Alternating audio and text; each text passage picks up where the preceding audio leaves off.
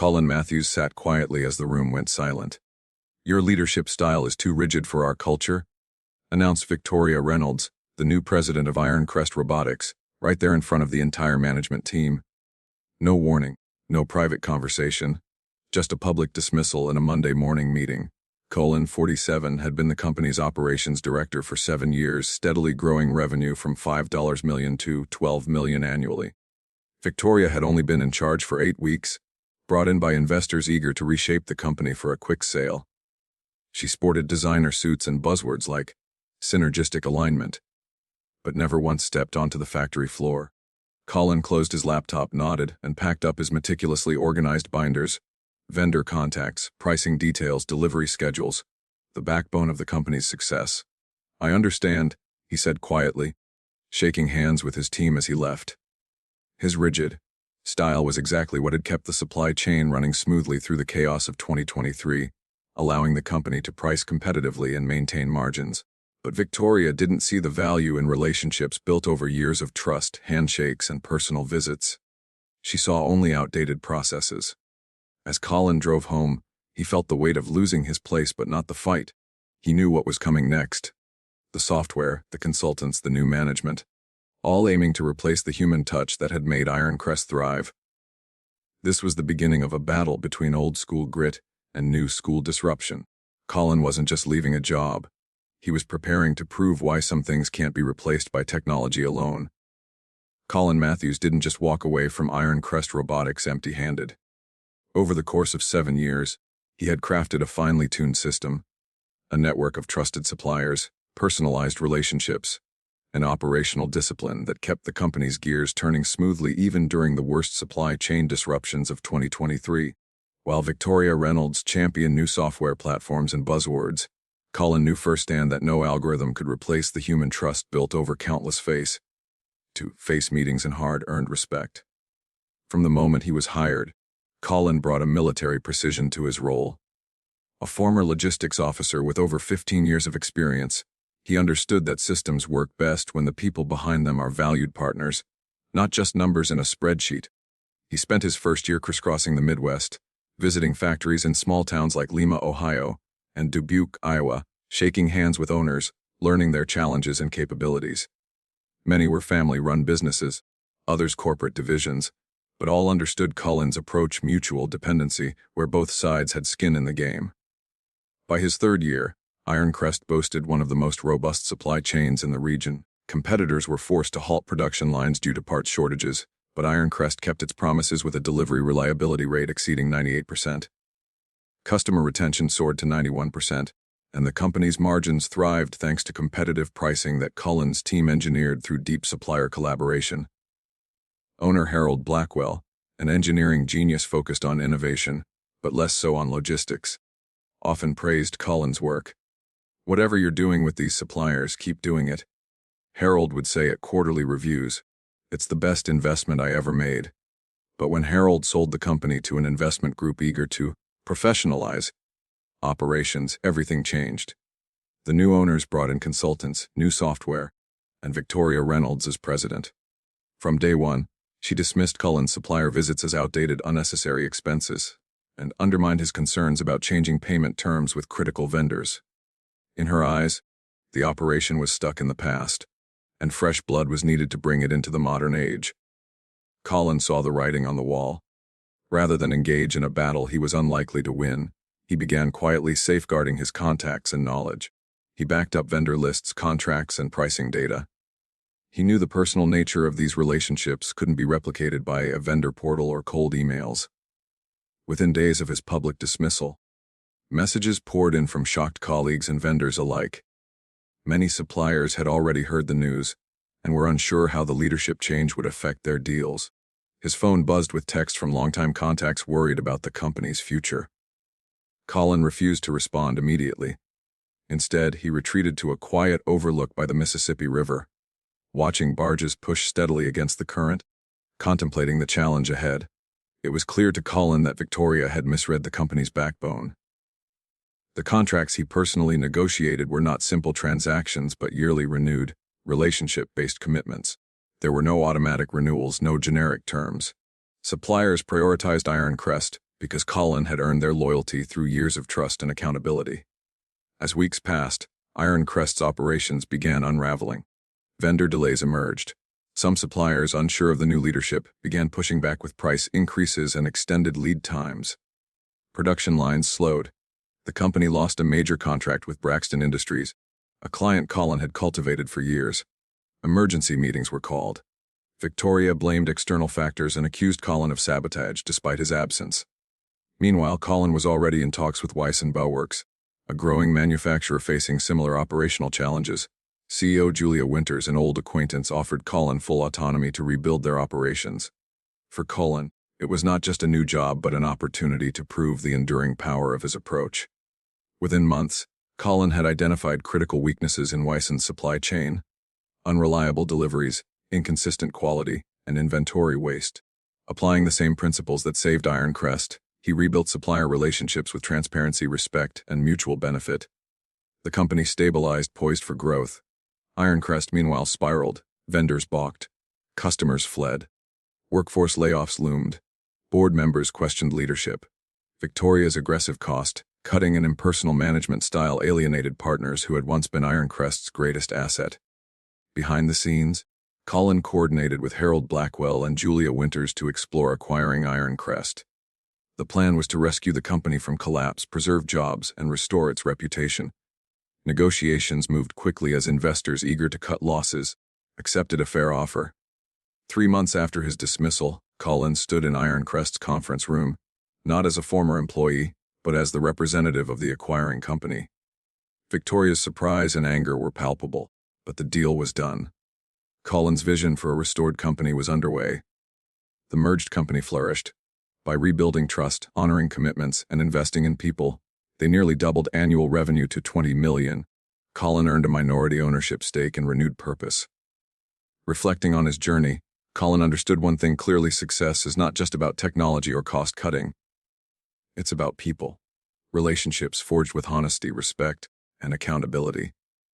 And sometimes pushing back quietly with resolve is the strongest move of all.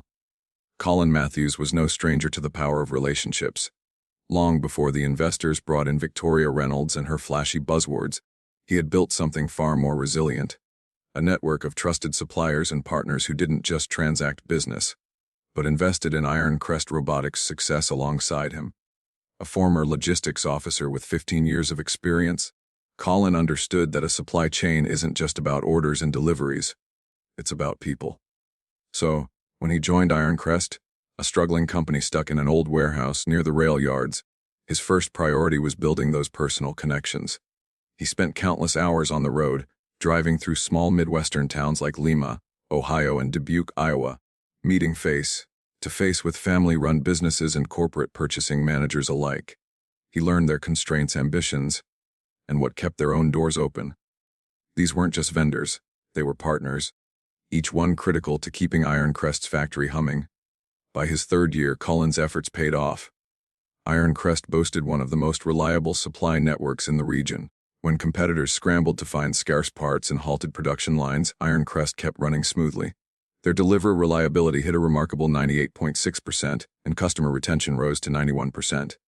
Thanks to these relationships, Colin could negotiate pricing 6% below competitors, all while maintaining healthy margins that kept the company profitable. The company's owner, Harold Blackwell, an engineering genius focused on product innovation but less interested in operations, often praised Colin's work. "Whatever you're doing, keep doing it," Harold would say at monthly reviews. "You're the backbone that holds this place together." But when Harold retired and sold the company to an investment group, everything shifted. The new owners came in with consultants and software platforms to modernize the business. Victoria Reynolds arrived as the new president, polished, MBA-clad, but disconnected from the factory floor and Colin's way of doing things. Her first moves were to cancel supplier visits and dismiss concerns about payment terms. To her, relationships were secondary to data-driven systems. Colin saw the warning signs early but chose not to fight a battle he couldn't win. Instead, he began quietly backing up his contacts and documentation, knowing his years of work would be erased. Then came the public firing, blunt, unexpected, and humiliating. Suppliers reacted quickly. Without Colin's personal touch, relationships soared. Prices went up, delivery dates slipped, and critical contracts were lost. Victoria blamed Colin, accusing him of sabotage, but the reality was clear: the new leadership had underestimated the value of human trust in a complex supply chain. Meanwhile, Colin was approached by Weiss & Bowworks, a company facing growing pains eerily similar to what Iron Crest had endured. Given full authority to rebuild their operations, Colin immediately set out to restore supplier trust and operational efficiency. Within weeks, Colin identified bottlenecks and quality issues and began rebuilding partnerships the only way he knew, with transparency, respect, and long-term thinking. The transformation was swift and effective. Back at Iron Crest, chaos deepened. Production slowed, layoffs began, and the company's reputation suffered. Board members grew restless, questioning leadership decisions. Behind the scenes, Colin collaborated with Harold and Julia Winters, CEO of Weiss, to formulate a plan to acquire Iron Crest. The deal aimed to preserve jobs, restore quality, and combine complementary product lines for a stronger future. Months after his dismissal, Colin walked back into Iron Crest, not as an ousted director, but as the architect of its salvation. Victoria's stunned reaction was mere background noise. The company had a new direction, one rooted in the relationships and systems Colin had always championed. Today, the merged company is on track to hit $20 million in revenue, nearly double Iron Crest's peak. Colin holds a minority stake and leads operations with the same steady, personal approach that brought him success before. His journey is a powerful reminder that technology alone cannot replace trust, that success lies in human connections, built slowly, carefully, and maintained with integrity. And sometimes, the quiet strength to walk away is the first step toward building something even greater. After years of steady growth and deep relationships with suppliers, Colin Matthews knew that his approach was unconventional in the new corporate world, but it worked. His supply chain was a living network built on trust, handshakes, and face-to-face meetings, far removed from impersonal vendor portals and automated contracts. Yet, when Victoria Reynolds took over as president, her first act was to cancel Colin's quarterly supplier visits, labeling them unnecessary in the digital age. This dismissal was more than a cost-cutting measure. It was the first crack in the foundation Colin had spent years building. Victoria's vision was to replace the old ways with sleek software and new procurement systems, but she underestimated the human element. Colin's contracts were personally negotiated, requiring annual renewals and renegotiations that kept suppliers engaged and loyal. Victoria believed these relationships could be managed through emails and portals, ignoring the nuances of supplier trust. Early signs of trouble appeared quickly. Victoria changed payment terms with key vendors, dismissing Colin's concerns that such abrupt shifts could strain relationships. She insisted that suppliers would adjust because Iron Crest was too important to them. However, vendors began pushing back. Prices rose, delivery dates slipped, and production schedules faltered. Iron Crest, once known for its reliability, started missing critical deadlines. Customers like Braxton Industries canceled orders, leaving the company struggling to maintain capacity. Behind the scenes, Victoria's leadership style and aggressive cost-cutting alienated suppliers who had long valued the partnership with Colin. While she blamed delays on vendor hostility, the truth was clear: the impersonal, transactional approach was dismantling years of goodwill. Colin, meanwhile, was already in talks with Weiss & Bowworks, a company facing similar operational challenges. Their CEO, Julia Winters, recognized Colin's expertise and gave him full authority to rebuild their supply chain. Within weeks, Colin identified key weaknesses: unreliable deliveries, inconsistent quality, and inefficient inventory management. Applying the same principles he had championed at Iron Crest, Colin rebuilt relationships with suppliers, emphasizing mutual benefit, transparency, and long-term collaboration. The turnaround was remarkable. Weiss & Bowworks stabilized production, improved quality, and positioned itself for rapid growth. Meanwhile, Iron Crest continued to decline, with production running at reduced capacity and layoffs beginning. Colin then partnered with Harold Blackwell, former owner of Iron Crest, and Julia Winters to explore acquiring Iron Crest. They devised a plan to save jobs, restore operations, and merge complementary product lines. Investors, eager to cut their losses, agreed to sell. 3 months after his public dismissal, Colin walked back into Iron Crest's conference room, not as a former employee but as the leader of the acquiring company. Victoria's shock was palpable, but the deal proceeded. The new leadership committed to preserving as many jobs as possible, and restoring the supplier relationships that had made Iron Crest successful. Today, the merged company is on track to double Iron Crest's former revenue, with Colin holding a minority ownership stake and overseeing operations. His journey highlights that trust and human connection remain irreplaceable in business. Technology and cost cutting alone cannot sustain success without the foundation of genuine relationships. Colin's story serves as a powerful reminder in an age of automation, people still matter most. When the firing came, Colin Matthews didn't resist. He packed up his belongings, a few personal items, and most importantly, the binders containing 7 years' worth of carefully crafted vendor contacts, pricing structures, and delivery schedules that held Iron Crest Robotics' supply chain together. The dismissal was swift and public, but Colin kept his composure, shaking hands with his team and wishing them well. He knew the numbers he'd delivered. Annual revenue growth from $5 million to $12 million. Spoke volumes, yet Victoria Reynolds, the new president, didn't seem to understand the value of relationships and trust. Victoria's approach was a stark contrast. She was all about modernizing operations with new software, imposing rigid KPIs, and slashing costs, convinced that traditional supplier relationships were outdated. Her first moves, canceling Colin's supplier visits and pushing for vendor portals, began to unravel the network Colin had spent years building. Within weeks of Colin's departure, trouble surfaced.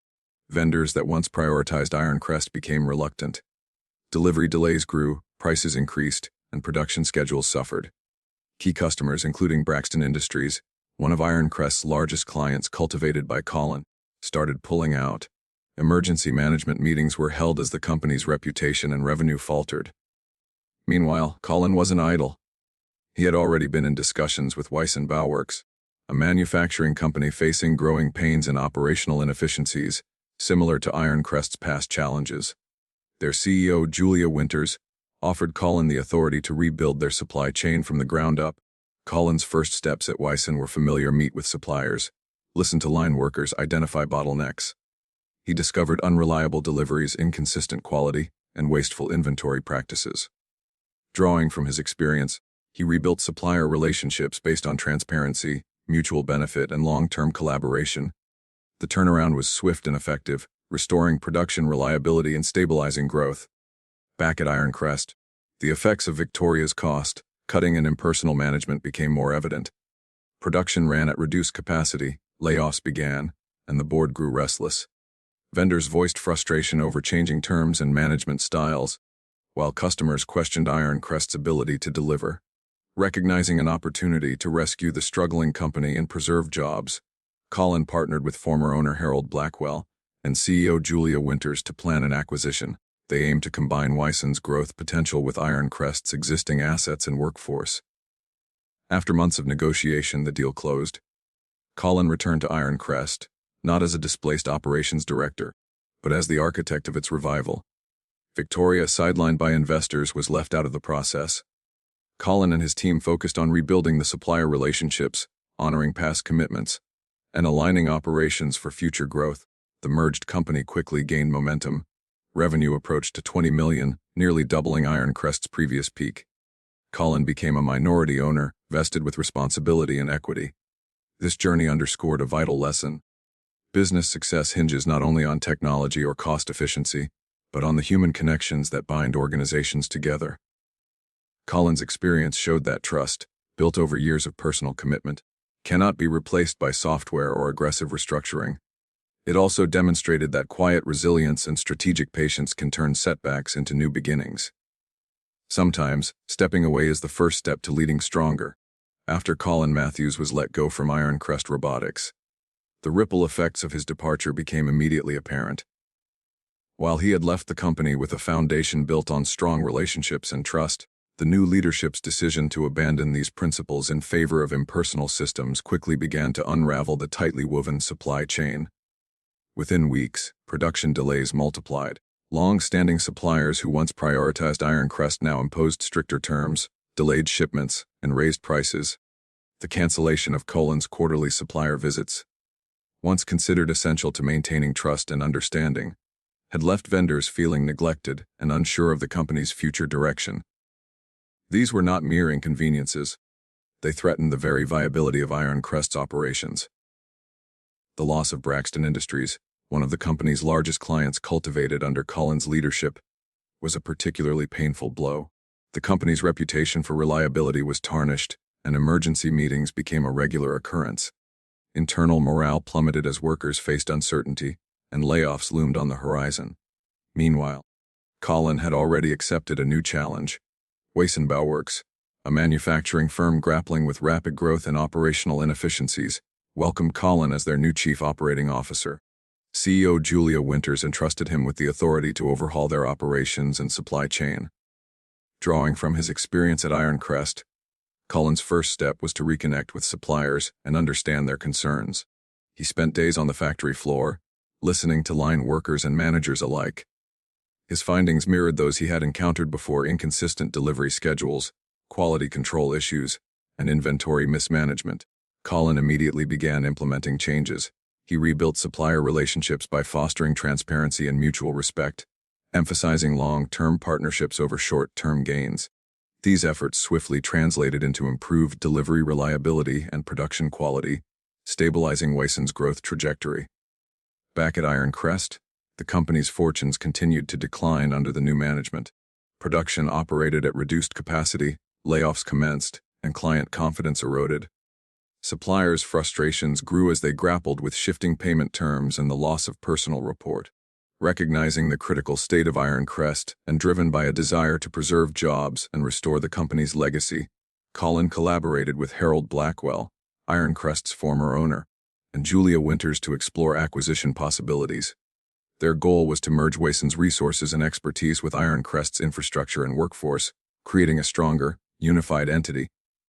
Negotiations progressed rapidly, and within months, the acquisition was finalized. Colin returned to Iron Crest's headquarters, this time as a leader orchestrating its revival. Victoria Reynolds, sidelined by the investors, had little say in the transition. Colin and his team prioritized rebuilding the supplier networks, honoring existing commitments, and aligning operations with a renewed focus on trust and quality. The merged company quickly rebounded. Revenues climbed to nearly $20 million annually, nearly doubling Iron Crest's previous peak. Colin gained minority ownership, reflecting his integral role in the turnaround. Colin's journey illustrates a crucial truth. In an era dominated by technology and data, the human element remains irreplaceable. Genuine relationships, built over time through trust and accountability, form the foundation of lasting business success. His experience also underscores that resilience, patience, and strategic vision can transform setbacks into opportunities for growth. Sometimes walking away is not an end, but the beginning of something stronger. Colin Matthews entered the courtroom with a quiet confidence. The trial wasn't just a legal battle. It was a reckoning of years of hard work, trust, and relationships that Victoria Reynolds had recklessly dismissed. As the former operations director of Iron Crest Robotics, Colin was prepared to lay bare the truth of what had been sacrificed in the name of modernization. Victoria appeared diminished, a stark contrast to the poised executive who had publicly fired him just months earlier. The jury listened intently as Colin detailed the complex network of supplier partnerships he had personally nurtured. He explained how each contract was meticulously negotiated, renewed annually through face-to-face meetings, and founded on mutual respect rather than cold digital agreements. These relationships had been the backbone of Iron Crest's growth from a struggling company to one generating $12 million in annual revenue. The prosecution called witnesses, including longtime suppliers and employees, who testified about Colin's leadership style and its direct impact on production reliability and customer satisfaction. Recorded calls played in court revealed Victoria's dismissive attitude toward suppliers and operations, and her underestimation of the personal touch necessary to maintain complex supply chains. A pivotal moment came when Thomas Bennett, a senior executive complicit in Victoria's cost-cutting schemes, entered a plea deal. His testimony exposed a calculated effort to dismantle Colin's systems and replace them with impersonal processes that ultimately led to supplier defection and client losses. Throughout the trial, Colin remained composed, emphasizing that he never sabotaged the company, but instead upheld a system based on accountability and trust. His testimony was technical but accessible, shedding light on why human relationships are irreplaceable in business operations. The jury's verdict was decisive: guilty on charges against Victoria and her associates for mismanagement and breach of fiduciary duty. Colin's reputation was vindicated, and he was welcomed back as a visionary leader. Following the trial, Colin resumed his role at Iron Crest, this time as Chief Operating Officer with a mandate to restore the company's standing. The board implemented his recommendations, focusing on rebuilding supplier trust, stabilizing production, and regaining lost clients. Revenue rebounded, and the company began on a path to sustainable growth, nearly doubling previous benchmarks. Colin's minority ownership stake symbolized not just his financial investment, but his commitment to a leadership philosophy that values people over processes. The experience reinforced a vital lesson: technology and strategy are essential, but the foundation of any thriving business lies in genuine human connections. Colin's journey illustrates that resilience, integrity, and respect for partnerships can overcome even the most disruptive challenges. 2 months after the verdict, Colin Matthews found himself reflecting quietly on the turbulent journey that had reshaped both his career and his life. Victoria Reynolds had received an 18-year sentence, a stark reminder of the consequences when leadership loses sight of the human elements behind complex operations. Her co-conspirators faced significant prison terms as well, underscoring the gravity of their mismanagement and betrayal. For Colin, the ordeal was less about vengeance and more about the affirmation of principles he had always held dear. He had built systems that were impartial, that operated without bias or emotion, designed to detect inconsistencies and protect the company's integrity. Those same systems had shielded him from unfounded accusations and helped expose deeper organizational failures. Moving forward, Colin embraced a quieter life. He sold his former home and purchased a modest residence in Norfolk, free from reminders of a chapter best left behind. His days settled into routine's morning coffee, market reviews automated by his own systems, and a steady pace that brought calm after years of turmoil. Professionally, Colin's experience became a cornerstone for his teaching at Old Dominion University. Twice weekly, he shared real-world lessons in financial fraud detection and operational integrity with students eager to understand the balance between technology and human oversight. His mantra, "Trust, but verify," resonated deeply, especially with those preparing to enter a world where data and relationships intertwine. Letters from prison occasionally arrived, handwritten apologies from Victoria expressing regret and acknowledgement of her mistakes.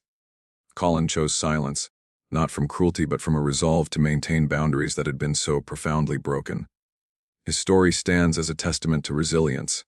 Betrayal, no matter how painful, can be transformed into clarity and growth when met with foresight and steadfastness. Colin learned that systems, whether technological or personal, are only as strong as the principles on which they are built. And sometimes, justice is delivered not with fanfare, but through the quiet unfolding of truth.